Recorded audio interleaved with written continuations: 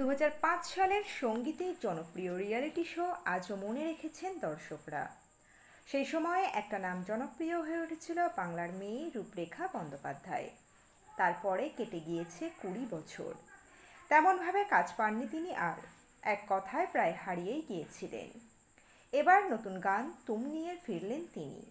ফিরে আসা বিতর্ক আফসোস নিয়ে খোলামেলা আড্ডা দিতে দ্বিধা করলেন না একটুও। বিস্তারিত থাকছে প্রতিবেদনে। বন্ধুরা, চ্যানেলে নতুন হলে চ্যানেলটি সাবস্ক্রাইব করে রাখবেন ও ভিডিওটি শেয়ার করতে পারেন। নমস্কার, আমি রূপরেখা ব্যানার্জি। আমি ফেম গ্রুপের উইনার। দীর্ঘদিন ধরেই আমি দেখছি যে অরিজিতের সঙ্গে আমার নামটা জোড়ানো হয়েছে। আমি প্রথমে গুরুত্ব দিইনি, কারণ সেলিব্রিটিদের সঙ্গে যেহেতু আমি ন্যাশনাল চ্যাম্পিয়ন ও অরিজিৎ একজন খুব বড় মাপের সিঙ্গার এখন, তো আমি গুরুত্ব দিইনি। কিন্তু দিনের পর দিন সেটা বেড়েই চলেছে। যে অরিজিৎ কাকে বিয়ে করেছিল প্রথমে, সেটা আমার জানার কোনো প্রয়োজনীয়তা নেই, কারণ সেটা তার ব্যক্তিগত লাইফের ব্যাপার। আমি সেই ব্যাপারে একেবারে ইন্টারফেয়ার করতে চাই না, বলতেও চাই না। কিন্তু আমি ওর প্রথম পক্ষের বউ নই। আমি একবারই বিয়ে করেছি এবং আমি বম্বেতে প্রতিষ্ঠিত হলেও, কর্মসূত্রে বম্বেতে থাকলেও বিয়েটা আমি কলকাতায় করেছি এবং বিয়েটা 2010 সালে করেছি। আমার হাজব্যান্ডের নাম হচ্ছে নলিনাক্ষ ভট্টাচার্য। 80% লোকই জানে যে আমি 10-11 বছর ধরে বিবাহিত। যারা জানে না 10% লোক, তাদের জন্য আজকে এই ভিডিওটা করা। যে এই যে অরিজিৎকে নিয়ে আমাকে নিয়ে একটা বলা হচ্ছে, এটা যদি আপনারা আপনাদের তরফ থেকে বন্ধ করেন, কারণ এটা আপনাদের চ্যানেলের হয়তো স্বার্থে কেউ করেছিল, তাদের নামের স্বার্থে, তো সেটা যদি বন্ধ করা হয় তাহলে খুব ভালো হবে। কারণ আমি আমার বক্তব্য খুব ক্লিয়ার করে রাখলাম। আরেকবার বলছি যে আমার হাজব্যান্ডের নাম নলিনাক্ষ ভট্টাচার্য হচ্ছে আমার হাজব্যান্ড, এবং 2010 সালে ওর সঙ্গে আমার বিয়ে হয় এবং আমি একটিই বিয়ে করি। অরিজিতের প্রথম পক্ষের বউ আমি নই। অরিজিতের পার্সোনাল লাইফ নিয়েও আমার কোনো ইন্টারেস্ট নেই। শুধু আমার নামটা জড়িয়েছে বলে আমি আজকে অরিজিৎকে নিয়ে কথা বললাম। আমি তাকে ভীষণভাবে শ্রদ্ধা করি, ভীষণভাবে রেসপেক্ট করি এবং তার আমি গানের ভক্ত। অতএব যারা এই ধরনের পোস্টগুলো দেখছে, যে এই ফেক পোস্টগুলো দেখছে, যারা কেউ হয়তো বিশ্বাস করছে, তাদের কাছে রিকোয়েস্ট আপনারা বিশ্বাস করবেন না। আর যারা বানাচ্ছে তাদের কাছেও রিকোয়েস্ট যে আপনারা দয়া করে এগুলো যত তাড়াতাড়ি সম্ভব বন্ধ করুন। আর যদি না করে থাকেন, আমি তো আমার বক্তব্য ক্লিয়ার বললাম, যদি না করে থাকেন সেটা আপনাদের ব্যাপার, আমার তো তাহলে কিছুই করার নেই। কেমন আছেন তিনি এখন? প্রশ্ন করতেই রূপরেখার জবাব, এই মুহূর্ত থেকে ভালো আছি, কারণ আবার কাজে ফিরতে পেরেছি। তুম এমনভাবেই তৈরি হয়েছে, এটা ছড়িয়ে পড়তে বাধ্য। দেরি হলেও যে এরকম একটা কাজ করতে পেরেছি, তার জন্য আমি আপ্লুত। 20 বছর কোথায় ছিলেন তিনি? আমার লাক ক্লিক করেনি। আমি সেই সময়ে প্লেব্যাকের দিকেই বেশি নজর দিয়েছি, সিঙ্গলস নিয়ে ভাবিনি। সেটা আমার সাংঘাতিক ভুল ছিল। শোয়ে বিজয়ী হয়ে ভেবেছিলাম আমার কাছে কাজ আসবে, কিন্তু তেমনটা হয়নি। টুকটাক কিছু কাজ করেছি, কিন্তু সেটা মানুষের মন ছুঁতে পারেনি। এটা আমার সাংঘাতিক একটা কষ্টের জায়গা। আমি মুম্বাইয়ে 15 বছর স্ট্রাগল করেছি, বললেন গায়িকা। সেই একই রিয়েলিটি শোয়ে ছিলেন অরিজিৎ সিংও। তিনি এখন গ্লোবাল স্টার। যোগাযোগ আছে কি সেই বন্ধুর সঙ্গে? রূপরেখা জানালেন, 2018 পর্যন্ত খুব ভালো যোগাযোগ ছিল। এখন ও নিজের নাম্বার বদলে ফেলেছে। তাছাড়া এখন ও গ্লোবাল স্টার। ওর ম্যানেজারের সঙ্গে আমার যোগাযোগ আছে। চাইলে হয়তো নতুন নাম্বার নিয়ে যোগাযোগও করতে পারি, কিন্তু সেটা আর করিনি। আমরা খুব ভালো বন্ধু ছিলাম। ওই দিনগুলো সত্যিই মিস করি। তবে খুব গর্ব হয় যে আমাদের মধ্যে একজন এরকম সফল হয়েছে। অরিজিৎ বরাবরই ভীষণ ট্যালেন্টেড। তাছাড়া ওর স্ট্রাগলটা আমি চোখের সামনে দেখেছি।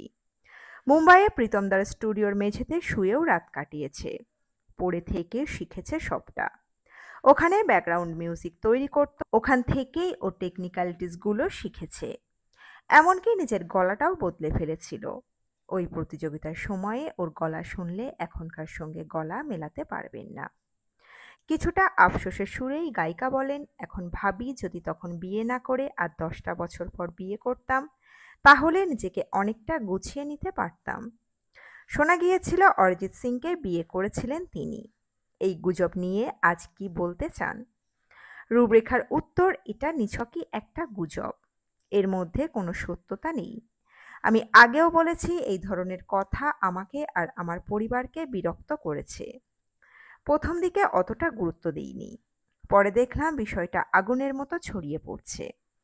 আমাদের ভালো বন্ধুত্বটা এভাবে কালিমালিপ্ত হলো বলে খারাপ লাগে। অরিজিতের ম্যানেজারকে জানিয়েছিলাম বিষয়টা, কিন্তু ওর তরফ থেকে কোনো জবাব পাইনি। অনুরাগীরা বলেন, অরিজিৎ সিং ভীষণ অমায়িক মানুষ। উনি কতটা মাটির মানুষ। আসলে বরাবরই অরিজিৎ ভীষণ বুদ্ধিমান। ও নিজেকে গ্রাউন্ডেড করে রাখে। যেহেতু ও গ্রামের ছেলে, একটা স্বচ্ছতা তো থাকবেই। কিন্তু পুরোটাই যে ওই রকম তা আমারও মনে হয় না, স্পষ্ট জানালেন রূপরেখা। এত ভালো বন্ধুর সঙ্গে যোগাযোগ করতে একটা মাধ্যমের প্রয়োজন হচ্ছে, এটা কি কোথাও খারাপ লাগার জায়গা? গায়িকা হেসে জবাব দিলেন, 2018 পরে ওর সঙ্গে আমি তেমনভাবে যোগাযোগ করিনি। সবই তো বদলে যায়। ওর এত উচ্চতা, ব্যস্ততা, ভাবলাম এখন যোগাযোগ করা কি ঠিক হবে? রূপরেখা মনে করেন রিয়ালিটি শো এখন পুরোটা বদলে গিয়েছে। এখন অনেকটাই স্ক্রিপ্টেড হয়ে গিয়েছে বলে মত তাঁর। আমাদের সময়ের প্রতিযোগিতা অনেক কঠিন ছিল, এমনটাই জানালেন রূপরেখা। এতদিন কোথায় ছিলেন ফেম গুরুকুল খ্যাত রূপরেখা বন্দ্যোপাধ্যায়, যার সহপ্রতিযোগী অরিজিৎ সিং ভারতীয় সঙ্গীত দুনিয়ার বর্তমান তারকা। বাংলা, বলিউড সর্বত্র তাঁর অবাধ বিচরণ। অথচ গত 15 বছরে প্রায় সমপ্রতিভা সম্পন্ন হয়েও গানের দুনিয়ায় রূপরেখা কোথায়? এই কৌতূহল যখন ঘুরে ফিরে সঙ্গীত প্রেমীদের মনে ঘা মারে, তখনই 15 বছর পরে রূপরেখা হিন্দি সিঙ্গল নিয়ে ফিরলেন। তুম গানের সুরকার সমিত মুখোপাধ্যায়, গীতিকার বিজয় বিজুয়াত। কালিম্পংয়ের পাহাড়ি পটভূমিকায় সিঙ্গলে অভিনয় করেছেন অভি মল্লিক, প্রিয়াঙ্কা মণ্ডলরা। নিজের গাওয়া আদ্যন্ত প্রেমের একটি গান নিয়ে ফিরতে এক যুগেরও বেশি সময় লেগে গেল। কেন এত সময় নিলেন রূপরেখা? তিনি ফিরছেন খবর পেয়েই যোগাযোগ করেছিল জনপ্রিয় এক সংবাদ মাধ্যম। কণ্ঠে কোনো দ্বিধা নেই, বিনয়ের পাশাপাশি সময় সেখানে দৃঢ়তার ছাপ রেখেছে। রূপরেখা বললেন, 15 বছর ধরে মঞ্চানুষ্ঠান করে গিয়েছি। বছর 10 আগে আরও একবার নিজের একটি সিঙ্গল তৈরির চেষ্টা করেছিলাম। গানের সুর মন ছোঁয়নি, ফলে আমিও আর এগোইনি। এবার সেটা হলো, তাই অনেক দিনের স্বপ্নও পূরণ হলো। এখন মানুষ যেতে আসতে কাজের ফাঁকে গান শোনেন, সিঙ্গেল কি আদৌ শোনেন তারা? রূপরেখা কিন্তু এই প্রশ্নে আহত নন, বিমর্ষও নন, বরং আশাবাদী। তার উপলব্ধি, শোনার মতো গান উপহার দিতে পারলে এখনও মানুষ শোনেন, যতই ব্যস্ততা বাড়ুক, যতই হাতে সময় কম থাকুক। সেই ভাবনা থেকেই গায়িকার আশা, এই সিঙ্গল তার শ্রোতাদের হতাশ করবে না। যতই তিনি গানের দুনিয়া থেকে দূরে থাকুন, তার কণ্ঠ, তার গান বহুজন আজও শুনতে ভালোবাসেন। সেটা মঞ্চানুষ্ঠান করতে গেলেই তিনি নাকি টের পান। মৃদু হেসে তিনি বলেছেন, মানুষের কাছে গানটি পৌঁছাতে পারলে এমনও হতে পারে আগামী 10 বছর মঞ্চানুষ্ঠানে আমার গাওয়া সিঙ্গল অনেক নতুন শিল্পীর কণ্ঠে হয়তো শোনা যাবে। ইতিমধ্যেই যারা তুম শুনেছেন তারা প্রশংসা করেছেন। গায়িকা বাঙালি, সুরকারও বাঙালি, তবু বাংলা নয় হিন্দি গান দিয়ে প্রত্যাবর্তন, একথা অস্বীকার করেননি রূপরেখাও। তার কণ্ঠে অনেকে বাংলা গান শোনার আবদার জানান, দাবি তার। বাংলা গান নিয়ে ফিরলে তার 15 বছর ধরে দেখা স্বপ্ন যে ভেঙে যাবে, জানিয়েছেন শিল্পী নিজেই। গানের দুনিয়ায় পা রাখার পর থেকেই স্বপ্ন দেখতাম বলিউডে নেপথ্য শিল্পী হয়ে হিন্দি ছবিতে গাইব। সে আশা পূরণ হয়নি, কেউ আমায় সুযোগ দেননি। সেই স্বপ্ন আংশিক পূরণ করছে হিন্দি সিঙ্গল। রূপরেখা বাঙালি হয়েও তাই আগে হিন্দি গান গাইলেন। এই সিঙ্গল আমার অনেক ব্যথার প্রলেপ। ফোনের ওপার থেকে গায়িকার কণ্ঠস্বরে কি বাষ্প জমল? পরক্ষণেই অভিজ্ঞ শিল্পী সামলে নিলেন নিজেকে। 15 বছর ধরে না নেপথ্য শিল্পী তিনি, না আধুনিক গানের শিল্পী। কেবল মঞ্চানুষ্ঠান করে দিন কাটিয়েছেন। বাকিরা যখন বলিউডে খ্যাতনামী, তার বুকের ভিতর আগুন জ্বলেছে। তিনি পুড়েছেন আর জেদ ধরে রেখেছেন, আজ নয়তো কাল তার স্বপ্ন সফল হবেই। সিঙ্গল বেরোনোর পর স্নায়ুগুলো একটু শিথিল হয়েছে, সেই জ্বালা জ্বালা ভাবটা আর নেই। অনেকটা ভারমুক্ত লাগছে, লম্বা শ্বাস ফেলে দাবি গায়িকার। তবু অরিজিৎকে ছুঁতে পারলেন কই? রূপরেখাও তো কিন্তু কম প্রতিভাময়ী নন। না, এবার আর কোনো আফসোস বা ব্যথা নেই তার কণ্ঠস্বরে। 15 বছরে নিজেকে নিজের খামতি প্রতি মুহূর্তে অনুভব করেছেন তিনি। সেই সুর তার কথায় স্পষ্ট। রূপরেখা বললেন, অরিজিৎ সে সময় মাটি কামড়ে বলিউডে পড়েছিল। সারা রাত স্টুডিওয় থাকত, সুরকার প্রীতম চক্রবর্তী, বিশাল শেখার, ললিত পণ্ডিতের কাছে দিনের পর দিন পড়ে থেকেছে। সহসঙ্গীত পরিচালক হিসাবে কাজ করেছে। এই সংগ্রাম, এই লড়াই একজন মেয়ের পক্ষে সম্ভব নয়। সহসঙ্গীত পরিচালক রূপে কাজ করার সময় প্রত্যেক সুরকারের থেকে কিছু না কিছু শিখেছেন অরিজিৎ, যা রূপরেখা পারেননি। তারপরেই সবার দাবি, তাঁর প্রীতমদার কাছে অনেকবার গিয়েছি, কিন্তু অরিজিতের মতো ওর লবির মধ্যে ঢুকতে পারিনি। এটাও আমারই ব্যর্থতা। এই ফাঁকগুলো পূরণ হয়নি বলেই ইঁদুর দৌড় থেকে ছিটকে গিয়েছেন তিনি, স্বীকার করলেন রূপরেখা নিজেই। কিন্তু গান থেকে দূরে থাকিনি। মঞ্চানুষ্ঠানের পাশাপাশি নিয়মিত রেয়াজ, তালিম নেওয়া কিচ্ছু বাদ রাখিনি। আমার সঙ্গীত শিক্ষায় কোনো ফাঁকি নেই। মুম্বাই তাহলে স্বজন পোষণের আখড়া? বলিউডে কাজ করতে গিয়ে যারা একথা বলেন তারা তো তাহলে ভুল কিছু বলেন না? প্রশ্ন শুনে রূপরেখা কিন্তু পাশ কাটিয়ে যাননি, বরং এবারেও যেন সত্যি প্রকাশ্যে এনেছেন। যথেষ্ট স্বজন পোষণ হয়।